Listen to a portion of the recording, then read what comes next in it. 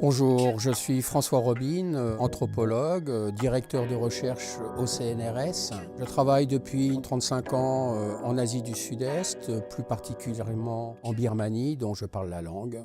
Donc je mène des enquêtes au départ sur la culture matérielle des populations de Birmanie et d'Asie du Sud-Est. À partir des années 90, j'ai travaillé sur la question des minorités ethniques et religieuses en Asie du Sud-Est et en Birmanie. Alors, je suis de là où je vis, c'est-à-dire que je suis né en Normandie, mais que ma normanditude est un tout petit peu éloignée. Et donc, je suis birman lorsque je suis en Birmanie et je suis bubble artien lorsque je suis ici.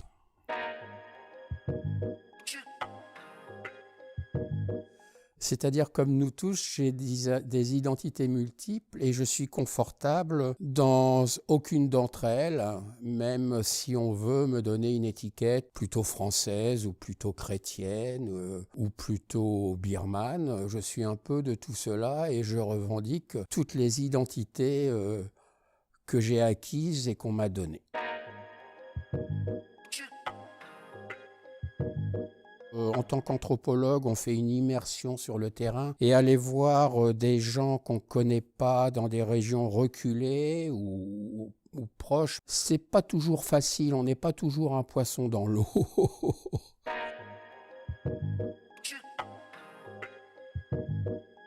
J'assume complètement le parti pris, c'est le point de vue que j'ai des gens chez qui je vis. C'est un point de vue que d'autres ne partagent pas forcément. C'est un point de vue parfois un petit peu difficile à comprendre, un point de vue de détachement par rapport à l'idée qu'on a en général des gens qu'on voit et qu'on réduit à quelques catégories. Et donc je ne réduis pas les gens à des catégories, je les inclus dans des carrefours.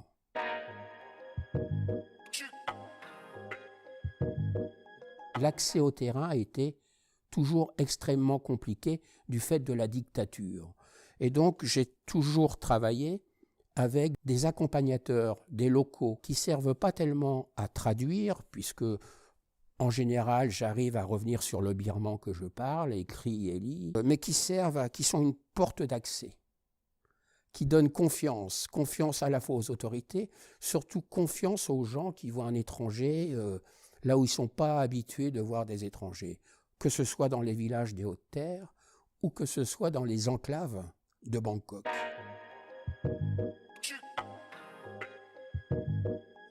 Comme un étranger, c'est-à-dire avec un regard oblique, dans les enclaves comme dans les villages, puisqu'on rentre dans deux lieux interdits par les autorités. Et donc la première réaction de tous les gens chez qui je vais, c'est la crainte, qu'est-ce qu'il me veut, quel problème je vais avoir à cause de lui, etc. Mais c'est clair. Et donc, moi, quel problème je vais avoir, disent-ils, mais ma famille, mes proches et tout, parce que ça rejaillit sur l'environnement familial, amical, professionnel, etc. Et donc, il y a toujours cet équilibre d'aller chez des gens qui, finalement, au bout du compte, très rapidement, vous ouvrent grand leurs portes, extraordinaires, et qui n'ont rien, et qui vous font les meilleurs plats du monde, etc., à cuisiner, etc. Et puis la nécessité de faire attention de ne pas les fragiliser ou de ne pas introduire des ennuis qu'ils pourraient avoir du fait soit de la dictature, soit des entreprises qui les emploient.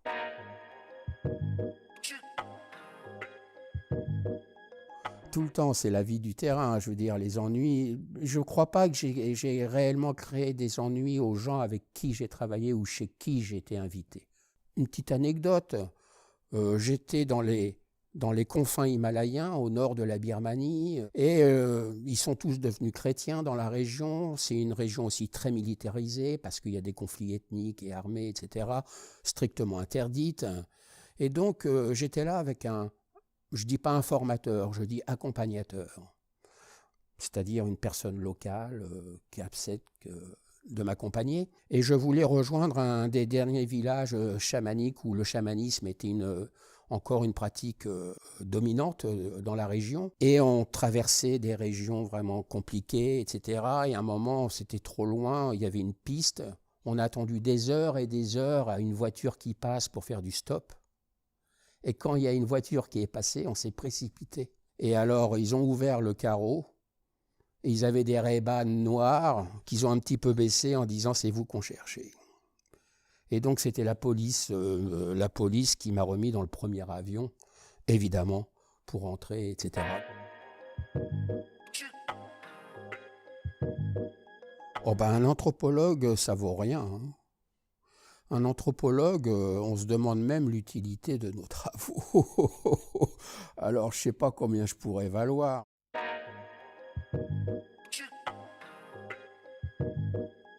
Voyant l'évolution du monde, voyant les conflits générés aux portes, au sein même de l'Europe, voyant les conflits en Afrique, voyant les conflits dans le monde entier, en Asie du Sud-Est, bien sûr. Je trouve que l'anthropologie est quelque chose de primordial et essentiel. Et moi, j'aurais voulu que l'anthropologie soit enseignée actuellement, du fait des discours politiques un peu partout dans le monde, des dirigeants qui prennent le pouvoir sur des idées nationalistes.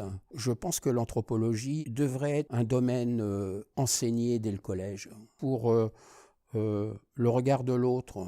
Et que ce regard de l'autre, c'est pas simplement de dire voilà, t'es musulman ou t'es chrétien ou t'es juif ou t'es autre chose, etc. Ce regard de l'autre, c'est pour dire bah voilà, tout ça, ça existe en même temps. Et donc de montrer que ce beau carrefour social, plus il y a la diversité, plus il y a de la richesse.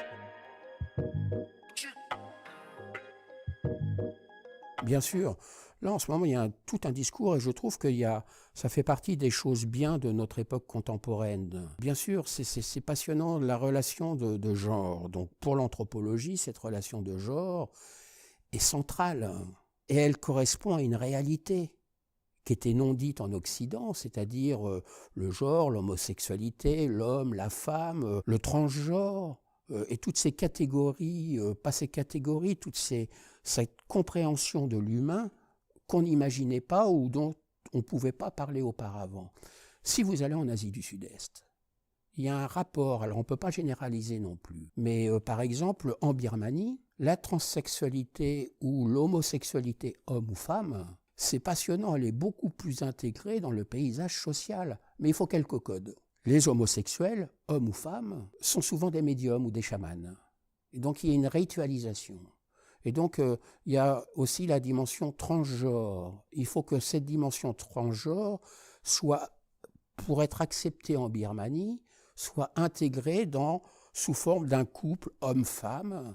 En Thaïlande, c'est aussi extraordinaire, c'est-à-dire c'est la conception qu'on a de l'homme et de la femme qui est complètement différente. Les journalistes ou les touristes diront il y a une masculinité qui n'est pas masculine, qui est féminine. C'est extraordinaire et donc pour nous c'est le regard qu'on a, alors que en Thaïlande, effectivement, on ne sait plus la frontière entre le masculin et le féminin et qui est très bien vécue par toutes les générations. Et donc, c'est réellement une approche par-delà nature-culture, c'est-à-dire dépasser, traverser les catégories. Voilà.